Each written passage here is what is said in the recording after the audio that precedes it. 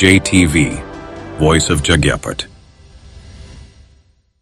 నమస్కారం, వార్తలకు స్వాగతం. ముందుగా ముఖ్యాంశాలు. హైదరాబాద్ వాతావరణ శాఖ తెలంగాణలోని పలు జిల్లాలకు ఆరెంజ్ అలర్ట్.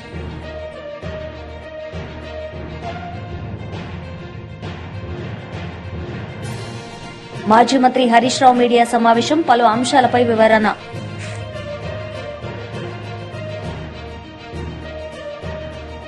వైఎస్ఆర్సీపీ ఎన్టీఆర్ జిల్లా అధ్యక్షులు Vijayawada east incharge Devineni Avinash press meet media సమావేశం నిర్వహించారు. ఈ సందర్భంగా పలు అంశాలపై ఆయన మాట్లాడారు. గుడికెళ్తే మాకు మంచి జరుగుతుందని చెప్పని భావించిన గుల్లగార చంద్రబాబు నాయుడు 2014 నుంచి 19లో అధికారంలోకి వచ్చిన తర్వాత ఆ గుళ్ళన్నీ గారు కొట్టేస్తే మళ్లీ ప్రజానికం ఒక కోరిక మేరకు ప్రజానికం కోసం జగన్మోహన్ రెడ్డి గారు ఒక నాయకత్వంలో ఆ గుళ్ళన్నీ గారు మళ్ళీ నిర్మించాలని చెప్పని శంకుస్థాపన చేశారు. విజయవాడలోని ప్రతి సెగ్మెంట్ లో ఏదైతే వైద్య పరంగా కొత్త హాస్పిటల్ నిర్మించి మా విజయవాడ హాస్పిటల్లో సూపర్ స్పెషాలిటీ బ్లాక్ నిర్మాణం కోసం 150 కోట్ల రూపాయలతో ఆ రోజు జగన్మోహన్ రెడ్డి గారు ఒక నాయకత్వంలో మేము నిర్మించడం జరిగింది. కోవిడ్ సమయంలో ఎంతో మంది ఎవరైతే ప్రజానీకం ఉన్నారో పేదవారు ఉన్నారో వాళ్ళందరి ద్వారా జగన్మోహన్ రెడ్డి గారు కట్టించిన సూపర్ స్పెషాలిటీ బ్లాక్ లో ఎంతో మంది వైద్యం చేసుకుని చాలా మంది ప్రాణాలు కాపాడింది జగన్మోహన్ రెడ్డి గారు ఒక నాయకత్వంలో.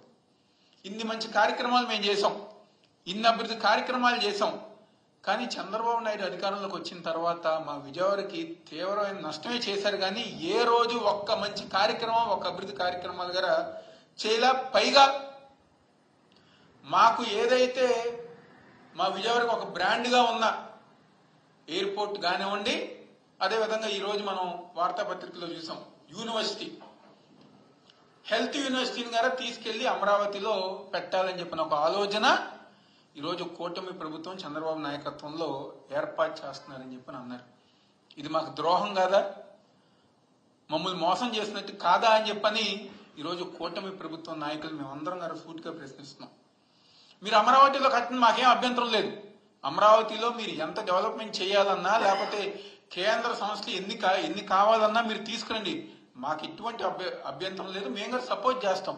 కానీ మీరు అమరావతి డెవలప్మెంట్ పేరుతో మా విజయవాడ ద్రోహం చేస్తే ఎలా, మా విజయవాడని చంపేస్తే ఎలా?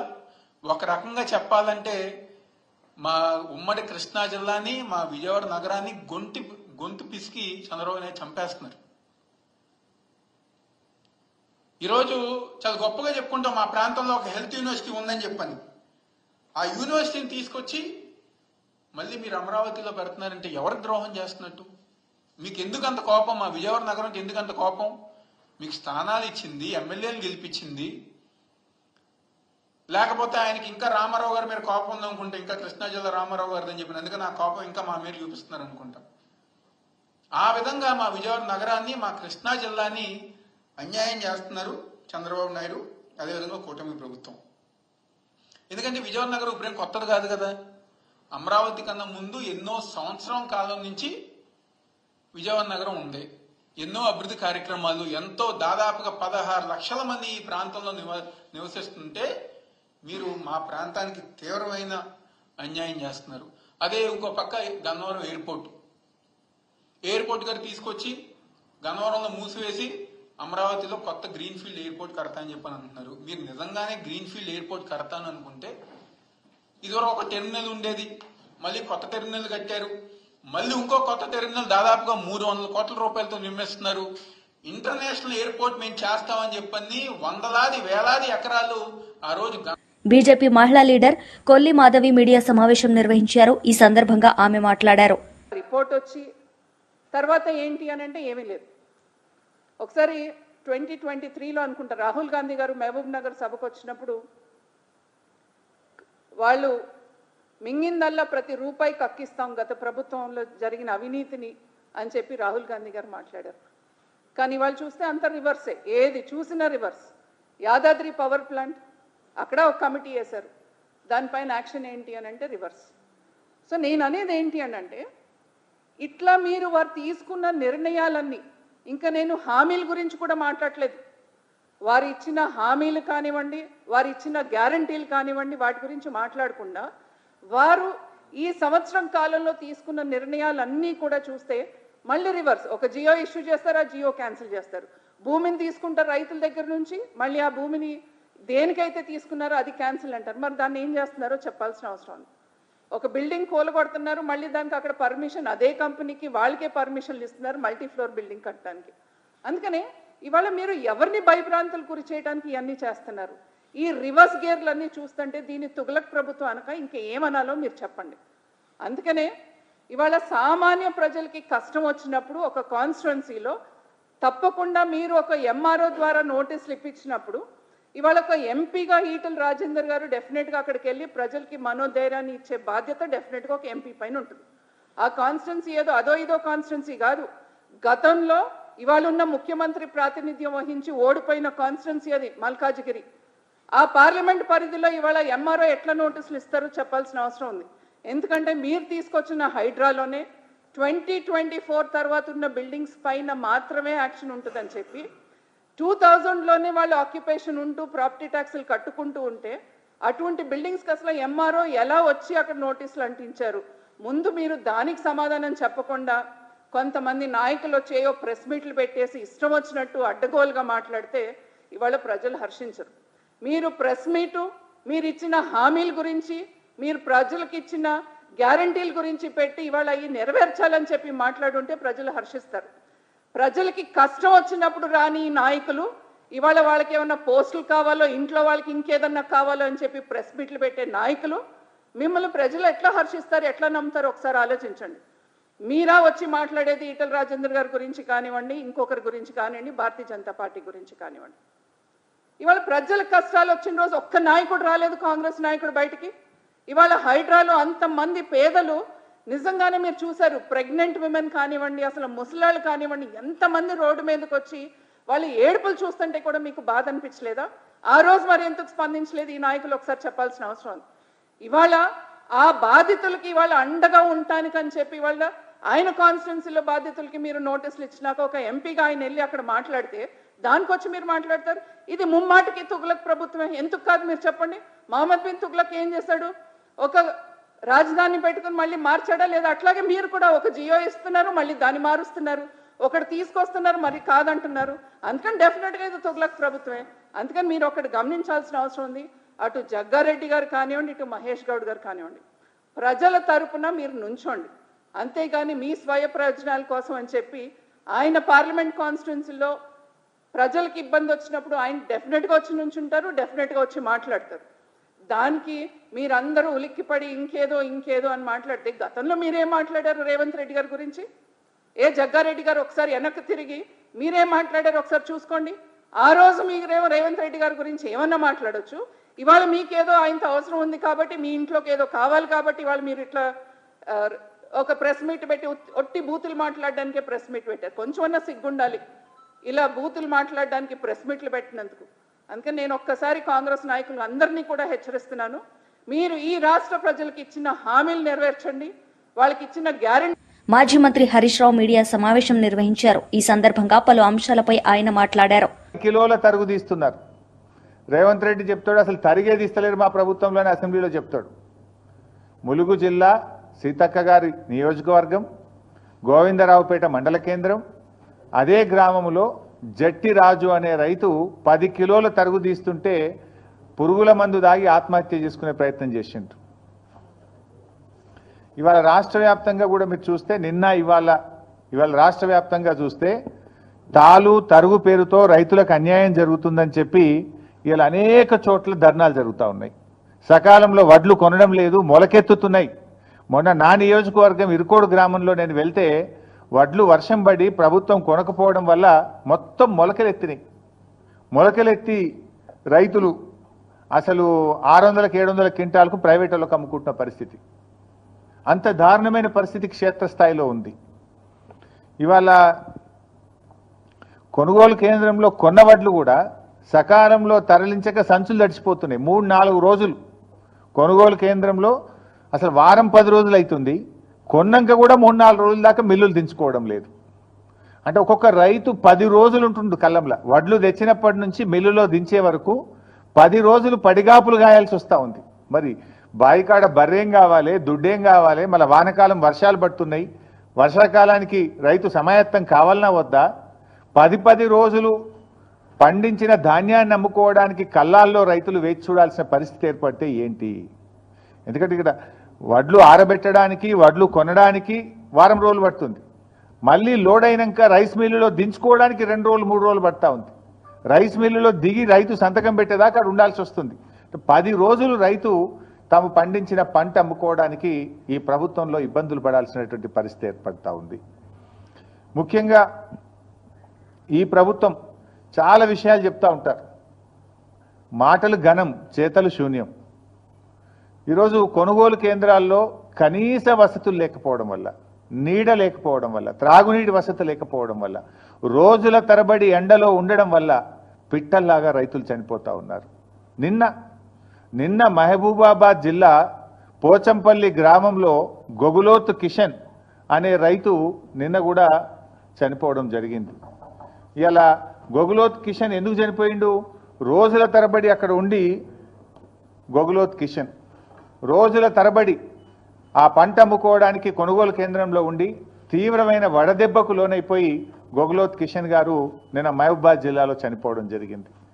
అదేవిధంగా 15th ఏప్రిల్లో జగిత్యాల జిల్లాలో ధారూరు గ్రామంలో వడదెబ్బ దాకి జలపతి రెడ్డి అనేటువంటి రైతు కొనుగోలు కేంద్రంలోనే వడ్ల కుప్ప మీదనే చనిపోయినటువంటి పరిస్థితి. అదేవిధంగా ఏప్రిల్ 21వ తేదీ మహబూబాబాద్ జిల్లా తొర్రూరు గ్రామంలో ప్రేమలత గారు, మహిళా రైతు, హనుమాన్ల ప్రేమలత గారు మహిళా రైతు వడదెబ్బ తగిలి తొర్రూరులో వారు వడ్ల కుప్ప మీదనే చనిపోయినటువంటి పరిస్థితి. అదేవిధంగా నెల్లుకుదిరి మండలం మదనతుర్తి గ్రామంలో బిర్రు వెంకన్న, చూడండి వడ్ల మీదనే బిర్రు వెంకన్న అనే రైతు వడ్ల మీదనే చనిపోయినటువంటి పరిస్థితి. ఎండదెబ్బ తగిలి కళ్ళంలోనే తాను 6 కాలం కష్టపడి పండించిన పంట మీద, ధాన్యం మీదనే చనిపోయినటువంటి బిర్రు వెంకన్న దృశ్యం ఇది. అదేవిధంగా మన జనగామ నియోజకవర్గం చేర్యాల మండలంలో ఆకునూరి గ్రామంలో చింతకింది హనుమయ్య అనేటువంటి రైతు అక్కడే కళ్ళంలోనే మరి ధాన్యం అమ్ముకోవడానికి వచ్చి అక్కడే చనిపోవడం జరిగింది. అంటే ఈ రకంగా ధాన్యపు రాశులే సాక్షిగా కొనుగోలు కేంద్రాల్లోనే రైతు మరణాలు జరుగుతూ ఉంటే ఈ ప్రభుత్వానికి చీమ గుట్టినట్టు కూడా లేదు. ఈ మరణాలు సహజ మరణాలు కావు. ఇవి రేవంత్ రెడ్డి ప్రభుత్వం యొక్క నిర్లక్ష్యం వల్ల జరిగినటువంటి మరణాలు. ఈ మరణాలకు రాష్ట్ర ప్రభుత్వమే బాధ్యత వహించాలి. ఈ రైతులకు ఒక్కొక్కరికి 25 లక్షల ఎక్స్గ్రేషియా ఇచ్చి ఆ కుటుంబాలను ఆదుకోవాలని చెప్పి నేను ప్రభుత్వాన్ని డిమాండ్ చేస్తా ఉన్నా. ఎందుకంటే ఇవి సహజ మరణాలు కావు. ఒక రకంగా చెప్పాలంటే ఇవి ప్రభుత్వ హత్యలు, ప్రభుత్వ నిర్లక్ష్యం వల్ల జరిగినటువంటి మరణాలు. గతంలో బీఆర్ఎస్ ప్రభుత్వం మీద దుమ్మెత్తి పోసినటువంటి కాంగ్రెస్ నాయకులు ఇవాళ ఎందుకో కల్లాల కాడికి పోతలేరు. ఆనాడు బీఆర్ఎస్ ప్రభుత్వంలో అన్నీ చక్కగా జరుగుతుంటే కూడా మాజీ MLA doctor Mondithoka Jaganmohan Rao press meet నిర్వహించారు. ఈ సందర్భంగా పలు అంశాలపై ఆయన మాట్లాడారు. ఘోరంగా దూషించారు అని మాట్లాడింది ఆవిడ. అసలు ఆవిడ మాటలు వింటే ఎవరికైనా, ఎలాంటి వాళ్ళకైనా కళ్ళమ్మట నీళ్లు తిరుగుతాయి. అదేవిధంగా ఆవిడ క్లియర్గా చెప్పారు, పార్టీ పట్ల తనకున్న నమ్మకం, పార్టీ నాయకుల పట్ల తనకున్న నమ్మకాన్ని కూడా తెలియజేశారు. నారా చంద్రబాబు నాయుడు గారు కావచ్చు, లోకల్ ఎమ్మెల్యే స్వామి గారు కావచ్చు, పవన్ కళ్యాణ్ గారు కూడా కావచ్చు. తెలియజేస్తూ ఇతను చేసిన పనులన్నీ చెప్పింది ఆవిడ. మస్టర్లే, దొంగ మస్టర్లు ఎట్లా చేస్తున్నారు, ఏం చేస్తున్నారు, ఇలా చేస్తే పార్టీకి ఎంత నష్టం, నేను ఈ విషయాల్ని పిడి గారికి తెలియజేస్తే పనులు ఆగిపోతాయి కాబట్టి, మా గ్రామంలో 200 కుటుంబాలకు పనులు ఆగిపోతాయి కాబట్టి నేను ఎవరికీ చెప్పలేదు. చివరికి ఇది ఈ విధంగా వచ్చింది. ఖచ్చితంగా ఇతని మీద చర్యలు తీసుకోవాలి. నా పిల్లల బాధ్యతని స్థానిక ఎమ్మెల్యేనే తీసుకోవాలి. ఖచ్చితంగా ఇతనికి బుద్ధి ఎమ్మెల్యే గారితో పాటు నా భర్త కూడా ఖచ్చితంగా చెబుతాడు. ఇలాంటి పరిస్థితి ఎవరికి రాకూడదు, ఇలాంటివి జరుగుతున్నాయని చెప్పి ఆవిడ వీడియోని రిలీజ్ చేశారు. ఇది రాష్ట్రంలో చాలా పరిస్థితులను తెలియజేస్తుంది.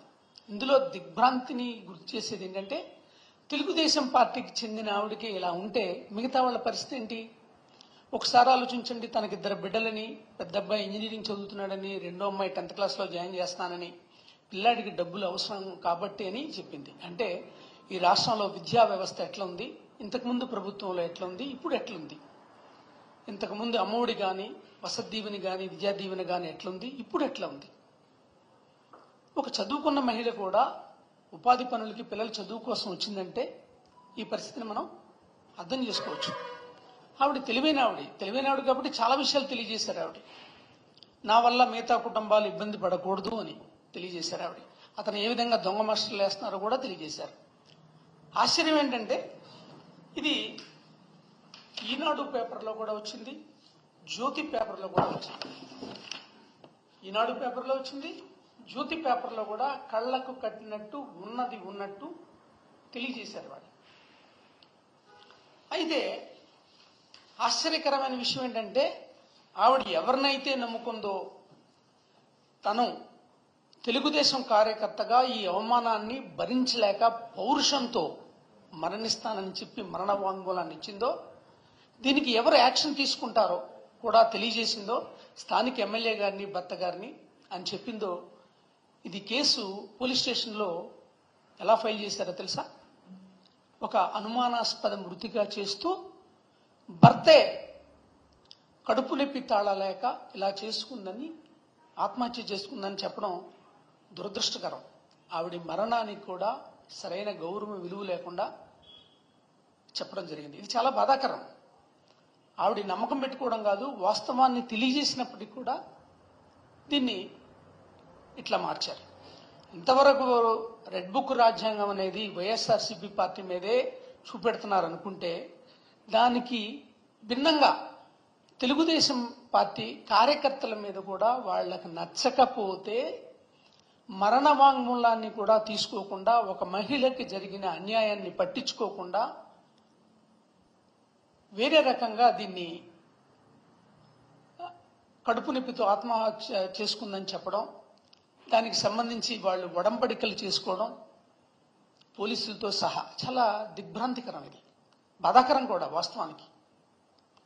ఆవిడ మరణానికి కనీసం ఆ పార్టీ కార్యకర్త కూడా ఆవిడ మరణానికి వాళ్ళు కనీస విలువని ఇవ్వని పరిస్థితి. ఈ ఆవిడ చేసిన వీడియో అన్ని చోట్ల వైరల్ అవుతుంది. ఇప్పుడు ఏం చెప్తున్నారు? కాబట్టి మేము వైరల్ అవుతుంది కాబట్టి మేము ఇప్పుడు దర్యాప్తు చేస్తున్నాం అంటున్నారు. అక్కడ ఉన్న వాళ్ళంతా వాళ్లే కాబట్టి ఇప్పుడు సాక్ష్యాలు కూడా ఇప్పటికే వాళ్ళంతా ఒక ఒడంబడికి వచ్చారు కాబట్టి అతను దూషించలేదని చెప్పడానికే అన్ని ప్రయత్నాలు జరుగుతున్నాయి. అసలు ఏమీ జరగనట్టు, ఆవిడ వేరే కారణాలతో చనిపోయినట్టు చెప్తున్నారు. అంటే తెలుగుదేశం పార్టీ కానీ, తెలుగుదేశం గవర్నమెంట్ లేక ఉమ్మడి కూటమి గవర్నమెంట్ కానీ ఒక మహిళ ఆవేదనతో చేసుకున్నటువంటి మరణానికి వాళ్ళు ఇస్తున్నటువంటి విలువ ఇది. చేసిన ఆవిడ కోరుకున్నది ఒకటే, ఇలాంటి పనులు ఎక్కడా జరగకూడదు, మళ్ళా రిపీట్ కాకూడదు, అతనికి ఖచ్చితంగా అతని మీద చర్య తీసుకోండి అని చెబితే ఇప్పుడు వాళ్ళు చేస్తుంది ఏంటి? అసలు ఉపాధి పథకం ఫస్ట్ నుంచి కూడా మీరు గమనించి చూడండి, దాదాపుగా 12,000 మంది ఫీల్డ్ అసిస్టెంట్లు తొలగించారు. ఎప్పుడో స్టార్ట్ అయింది, మొన్న మార్చి 15 వరకే డబ్బులు వేశారు. 2023-24 సంవత్సరంలో ఏప్రిల్లోనే దాదాపుగా 6 కోట్ల పని దినాలని వైఎస్ఆర్ కాంగ్రెస్ పార్టీ ప్రభుత్వం ఇస్తే ఇప్పుడు వీళ్ళు 4.5 కోట్లు ఇచ్చారు. ఈవేళ ఉపాధి 300 రూపాయలైంది. అప్పట్లోనే దాదాపుగా 13,000 రూపాయలు చిల్లర వస్తే ఈవేళ అంతకన్నా తక్కువగా 13,190 రూపాయలు వస్తున్నాయి. దాదాపుగా ప్రతి కుటుంబానికి 1,500 రూపాయల తక్కువ వస్తుంది. అంతేకాకుండా 23-24లో 6.5 కోట్ల పైచిలుకు, 6.5 లక్షల కుటుంబాల పైచిలుక్కి మనం 100 రోజుల పని దినాలను కల్పిస్తే ఈవేళ దాదాపుగా 1.5 కోటి తక్కువ మందికి కల్పిస్తున్నారు పనులు.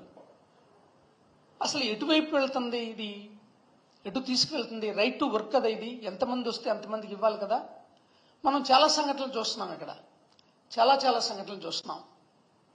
ఉదాహరణకి ఇప్పుడు కాకినాడ రూరల్లో ఒక మహిళా ఫీల్డ్ అసిస్టెంట్ మీద నెలకి 20,000 మండలాధ్యక్షుడికి ఇవ్వాలి, లేకపోతే 10,000 మాకు ఇవ్వాలి అని ఆవిడని బెదిరించడం. డబ్బులు ఇస్తావా? హైదరాబాద్ వాతావరణ శాఖ తెలంగాణలోని పలు జిల్లాలకు ఆరెంజ్ అలర్ట్ జారీ చేసింది. మంగళవారం సాయంత్రం నుంచి రానున్న 4 రోజుల పాటు ఉత్తర తెలంగాణతో పాటు దక్షిణ తెలంగాణలోని పలు జిల్లాల్లో ఉరుములు, మెరుపులు, ఈదురుగాలులతో కూడిన భారీ వర్షాలు కురిసే అవకాశం ఉందని వాతావరణ శాఖ వెల్లడించింది. మరోవైపు పగటిపూట గరిష్ట ఉష్ణోగ్రతలు కూడా నమోదవుతాయని తెలిపింది. వార్తలు ముగించే ముందు ముఖ్యాంశాలు మరోసారి.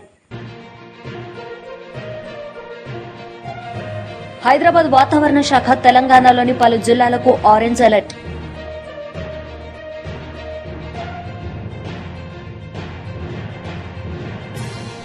మాజీ మంత్రి హరీష్ రావు మీడియా సమావేశం, పలు అంశాలపై వివరణ.